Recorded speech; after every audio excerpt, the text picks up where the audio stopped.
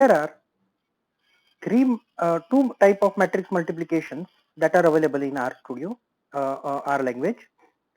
First matrix multiplication is just a plain matrix multiplication, or we can call it as a dot matrix multiplication, in which each element from first matrix will be multiplied with the corresponding element from the second matrix.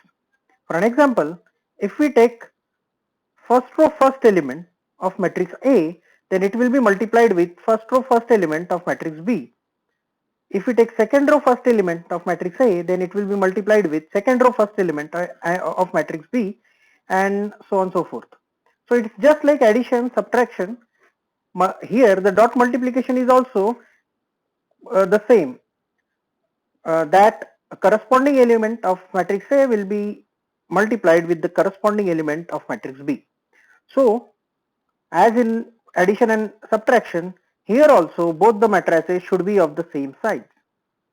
Now we can now, as we know, matrix A is a subdata of, or a subset of a capital C data frame, and matrix B is a identity matrix. So their result, if it gets multiplied, it ought to have only diagonal elements, as all the non-diagonal element of matrix A will be multiplied with 0, and hence they ought to be 0.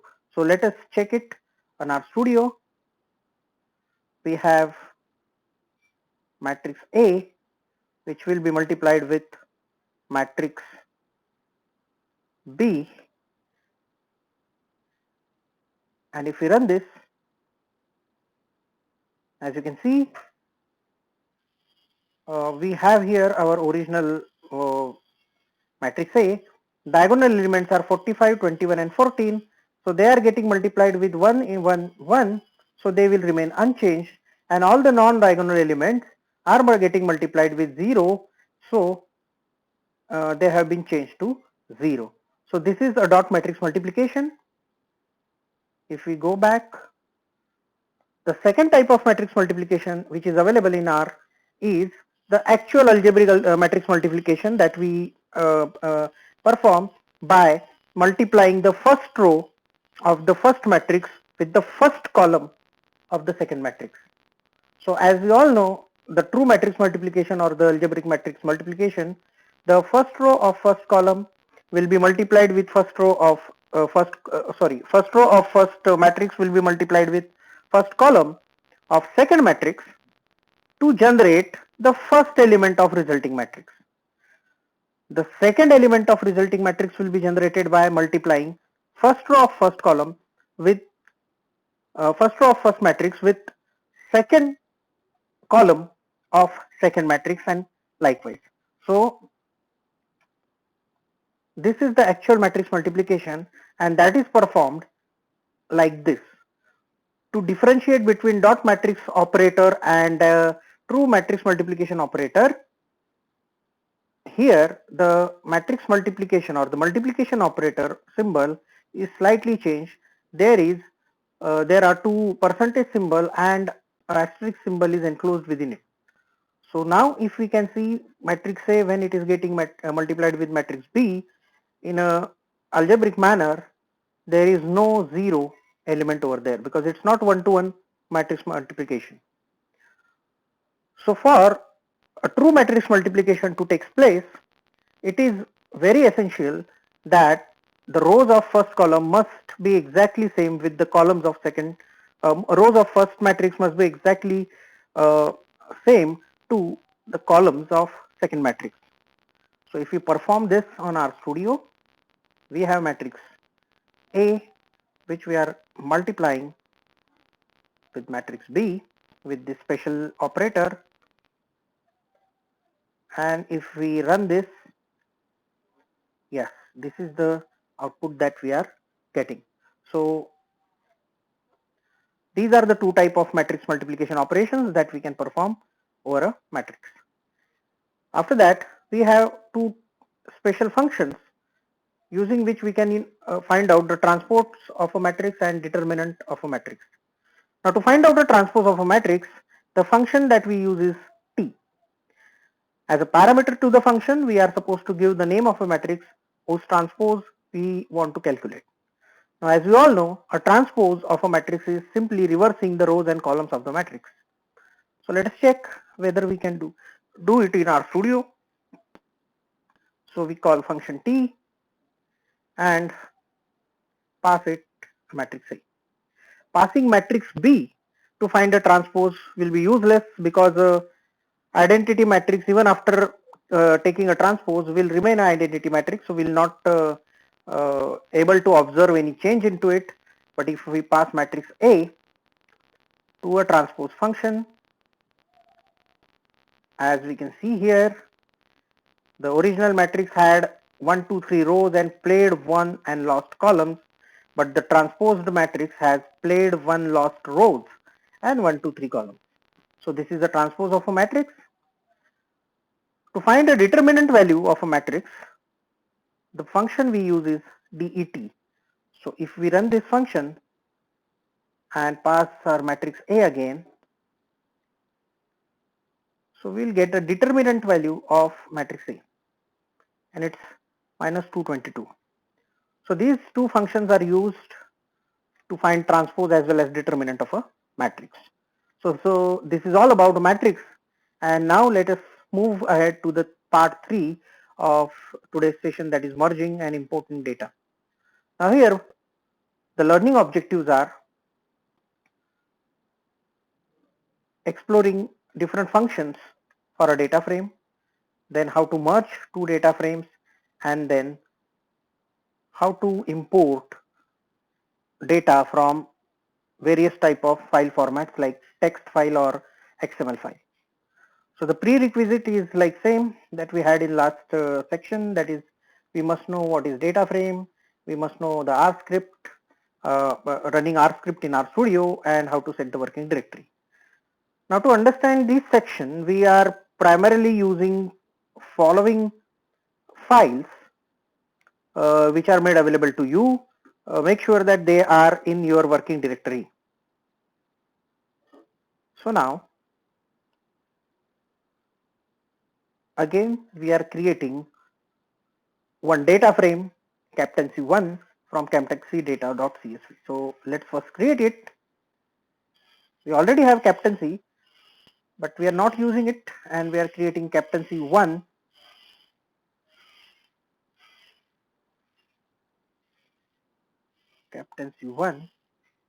as a new data frame using same read.csv function. So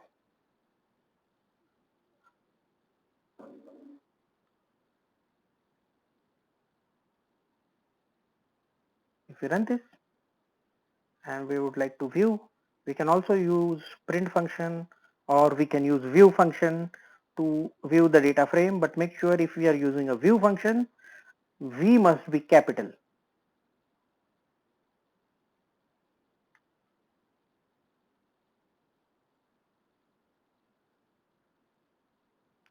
Captaincy1.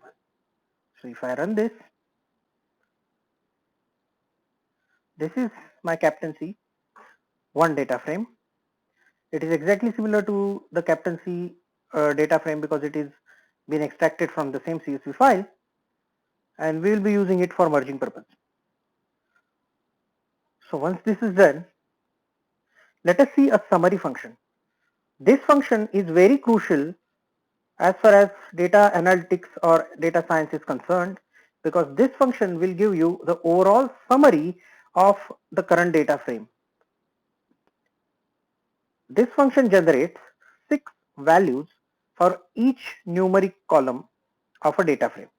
The 6 values are minimum value of a data frame, mean value, that is the average value of that particular column, minimum value of the column, not the data frame but the column, mean value, that is the average value of that column, first quartile. Now this value says that there are 25% of data in that column which are less than this value, whichever value this will be. 25% of the data will be less than this value. Median of the column, or it is also known as second quartile, which says that 50% of the data is less than median. Third quartile, that is 75, which says that 75% of the data in that column is less than this particular value, and finally it gives us the max value of that column. So max and min values are used to find out which is the maximum or the minimum value of the column, as well as to get outliers of a particular variable, that is a column. So this function is very crucial. So now to use the function, we are simply using name of function summary and passing it the data frame whose summary we want. And this type of output is expected. And now you can see here, as the names column has only string data, we cannot find out mean, median, quartile for this. So there is no numerical value associated with this. But if we see from second column onwards, each column has some numerical value in it, and that's why we can calculate minimum, maximum, as well as the other values related to that column. Though again, for column Y, which is year, it is not relevant to find out the values, but for columns like played, won, lost, and victory, this is very important to know what is the first quartile, or what is the median value, or what is the average value of that column, what is the maximum value, what is the minimum value. Now minimum equal to 25 says that there exists a player who has played only 25 matches. So this player, whosoever he may be, has played the minimum number of matches, that is 25 among these players. And this player, whosoever it may be, has played the maximum number of matches, that is 49. Likewise, these all column has the summary information along with that. So this is very crucial function, and while doing data analysis, these values like first quartile or median value or the third quartile are very extensively used for different various kind of analysis. So if we run our summary function over captaincy 1 data frame, and if we run this, yes, this is where you will get output. So as you can see here, as the output is big, it's not fitting in one row, so they have given it in second row. But these are the values that are available with each column. Like for column played, won, lost, victory, these are their corresponding values. So this is a very crucial function available in R. Now moving forward, there exist two special functions in R: class function and type of function. Now, what is the difference between a class of a data frame and a type of a data frame? So a class function will give us which class that data frame belongs to, and the type of function will give us the type of the data frame. Now, let me explain you what this actually means. A class of a data frame is according to the object-oriented paradigm. Means captaincy 1, this particular object, this everything in R is an object. So captaincy 1 is basically an object, and that object from an object-oriented paradigm is considered a data frame. But captaincy 1, if we are talking about the type is according to the data structure point of view. So captaincy 1 object, according to data structure point of view, it is a list. Now what is the list? We are going to see it on the subsequent day. But to make things simpler over here, a list is something which can have heterogeneous data. And that's why according to data structure type point of view, data structure paradigm, captaincy 1 object is a list. But according to object oriented paradigm, captaincy 1 is a data frame. So this is the basic difference. If we can run this, let us have some other example also. So if I just create V, a vector, with some basic values like 1, 2, 3. I have created it. If I check its class of V, I think it would be numeric, or yeah, it is numeric, as you can see here. But if I check the type, oh, I am typing it in the wrong window, sorry. If you check the type of